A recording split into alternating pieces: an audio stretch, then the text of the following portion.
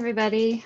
Today I'm going to talk about a topic that my research focuses on, strategies for managing the amount of carbon stored in forests. And we're going to think about policies that can help us manage this particular resource and ways to do that efficiently. So we're building directly on the conversation so far in this module, thinking about the non-timber amenities that forests can provide, like habitat, water filtration, soil protection. Today we're going to be really interested in carbon storage. What does this amenity look like and how can we manage it? And forests are a really important part of the global carbon cycle. So this is a really important issue to understand. Forests store 50% of global soil and vegetation carbon stocks, so 50% of this carbon pool, which actually makes it a larger carbon pool than the atmosphere, which holds a lot of carbon in the form of CO2, a greenhouse gas. And so the question is, can we get some of this carbon out of the atmosphere and try to avoid damages from climate change and store more of that carbon in forests, soils, and vegetation, which can be held in place for decades to centuries, depending on how frequently the forest is disturbed. So we'll think more about some of these issues. And this is a set of topics that has been well recognized by policymakers, by researchers, particularly in discussions about policies to address climate change. Forests are recognized as a big potential piece of the puzzle for how we can avoid increasing CO2 concentrations in the atmosphere. Across a range of global integrated assessment models, they predict that to keep global warming below 1.5 degrees Celsius, we could have to increase global forest area by up to 24% by 2050. So that's what this set of model results is showing across different possible future pathways for global economic development and policy. We could see needing to expand global forest area by up to 25% to increase the amount of carbon that's being taken out of the atmosphere. And we could see that by 2100, we could have to even increase global forest area by up to 40%. So a really big undertaking potentially, especially for aggressive climate goals, like keeping global warming below 1.5 degrees. And this fact has also been recognized in policies that countries are starting to put in place to address climate change.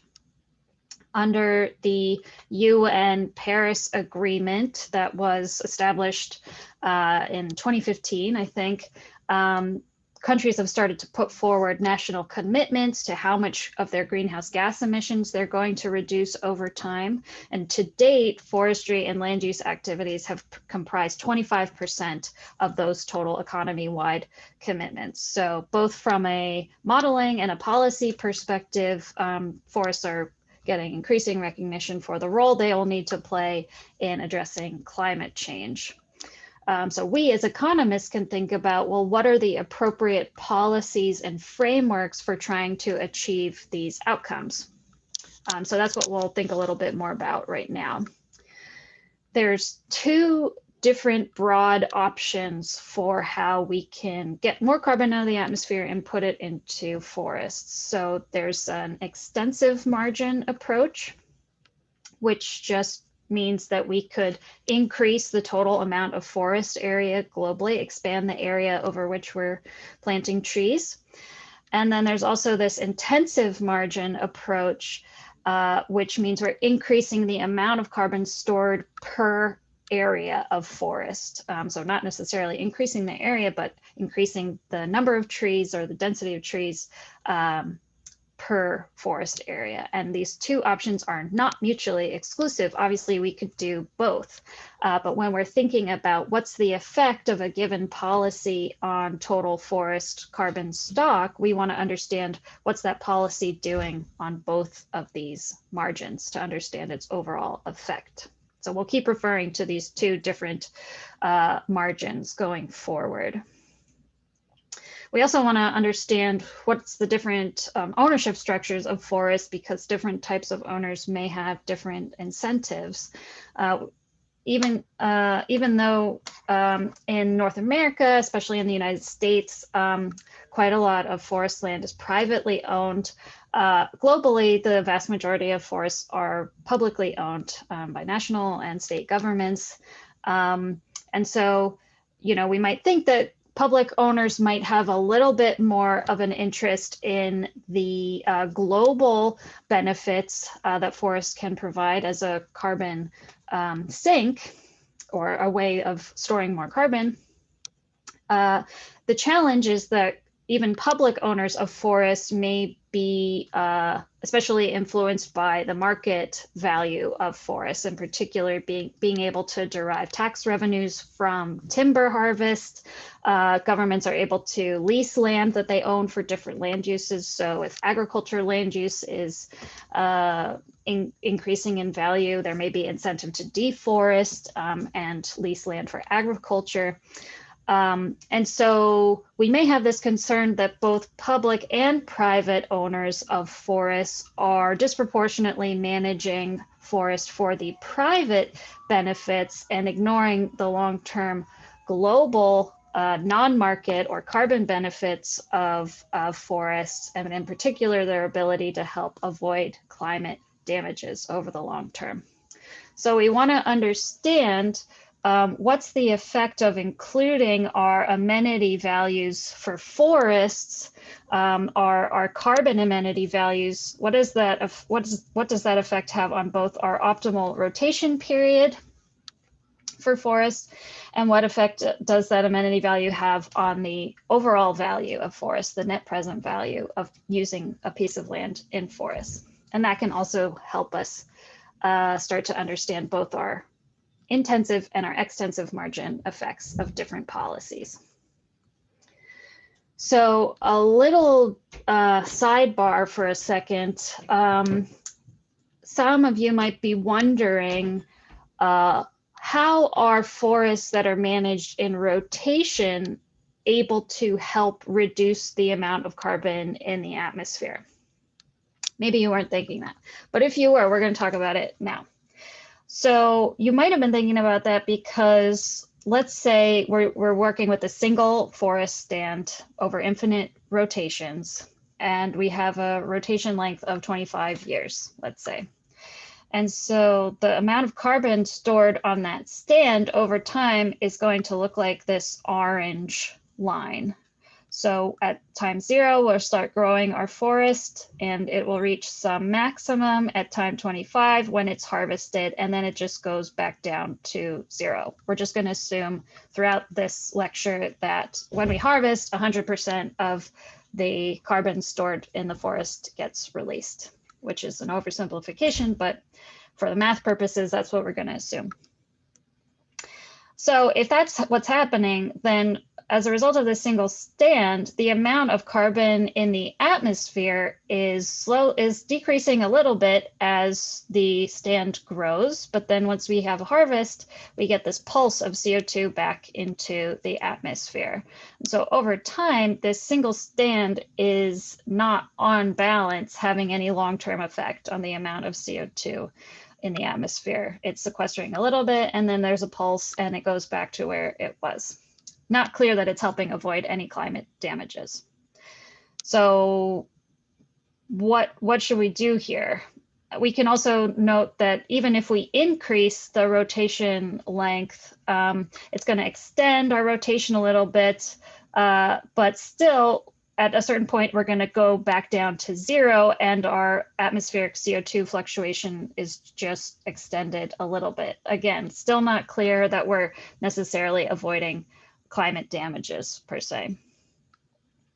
So what we want to do is rather than focusing on a single stand, think about this problem in the context of a whole landscape of forest stands and understand what's happening across the stands as we change rotation lengths. What's the impact of carbon in the atmosphere in that setting? So let's just assume instead of our one stand, now we have 100 of those stands, and I'll show it in this grid.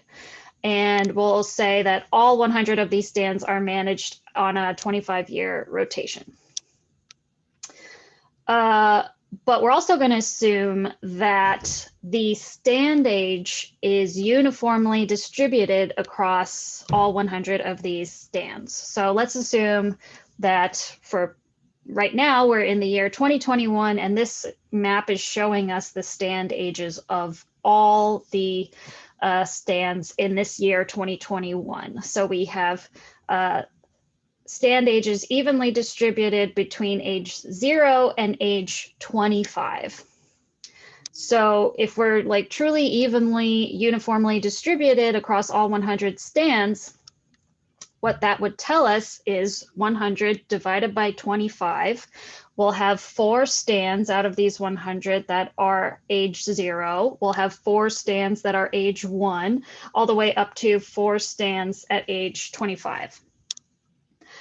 And so that since we're on a 25-year rotation, we would only expect 4 stands to be harvested and replanted this year. The next year, all the stands age. Again, we'd only expect 4 stands to be harvested next year, and so on. So we're in this steady state where across this whole landscape, only 4 stands are being harvested every year. What we notice is that even though each individual stand is managed on a rotation where they'll go from some maximum amount of carbon back down to 0, because we have this even stand age distribution, at any given point, the total landscape carbon is never 0. We always have some positive amount of carbon on the land because we have a diversity of stand ages at any given time. So now what happens if we increase the rotation length of all the stands in this setting? So let's just start over and assume we're in 2021, and now all of our stands are evenly managed at a 50-year rotation. And again, the stand age is evenly distributed across the whole landscape. So now 100 divided by 50, if we have this even distribution of stand ages, now we'll have 2 stands that are at age 0, 2 stands that are at age 1, and 2 stands that are at age 50, all the way up, from 0 to 50. That means in 2021, this year, we'd only expect 2 stands to be harvested. In 2022, all the stands age, another 2 stands reach 50 years old, and so on and so on. So we can see that at this steady state where we have uniform stand age distribution, the longer the rotation age, the fewer stands are harvested in every year. And so that ends up having an effect in 2 ways. We both increase the amount of time over which each stand accrues carbon. So on average over time, each stand is achieving a higher level of average carbon, and fewer stands are harvested in every time step. So we're gaining more carbon on average in each time step, and we're losing less carbon on average in each time step. So those 2 things combined, by lengthening the rotation age, by lengthening the rotation length over the whole landscape, on average at our steady state, we're increasing the amount of carbon stored on the landscape. So that's a good thing, if that's what we're trying to achieve. And for that reason, we'll talk about increasing our rotation length as an intensive margin strategy, because in both of those ways that I just talked about, by increasing the average carbon stock over time and increasing the average carbon stock over space, we're increasing the intensity, the amount of carbon we're able to store on every unit of forest area. Okay, so that's why rotation length is really important to think about on a landscape scale. So there's a number of different policies we could think about to try to manage forest carbon. I'll just go through a couple examples. Conservation easements is one that folks might be familiar with, where we are going to pay a landowner for the development rights to their land, to their forest land, and prevent them from selling that land into being able to develop it into a parking lot or an apartment building. And this we could imagine having an effect on the extensive margin by preventing the loss of forest area. That's an important strategy, and it's something that a lot of especially local county level policymakers use, but it's a pretty costly option because you have to be able to compensate the landowner for the highest possible land value that they could use their land for. Another option that's quite popular in a lot of southeastern states in the United States is tax deductions for replanting. Often this could be used like a post-hurricane where a lot of forest owners get impacted, so they can defray the costs of replanting their forest. This will by reducing replanting costs, that'll increase the net present value of forest land, so we could think that might help on the extensive margin. But we've also talked about in this class how that would reduce rotation length, which might decrease the amount of carbon stored on the intensive margin. But it could also have the impact of increasing the amount of seedlings that people buy, increasing the density of trees planted maybe. So it's not totally clear what effect that's having on the intensive margin. Best management practices are another one we've talked about a little bit so far in the lectures, requiring replanting after harvest, avoiding harvesting near streams, limiting the size of a clear cut.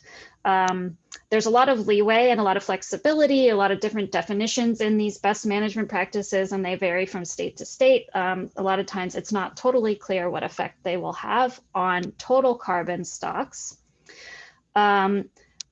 What we're going to focus on in the next lecture is a policy structure where we're paying landowners for every ton of carbon they store in their forests. And we'll talk about why this ends up being a positive influence both on extensive and intensive margin amount of carbon. So we'll talk about that policy in more detail next.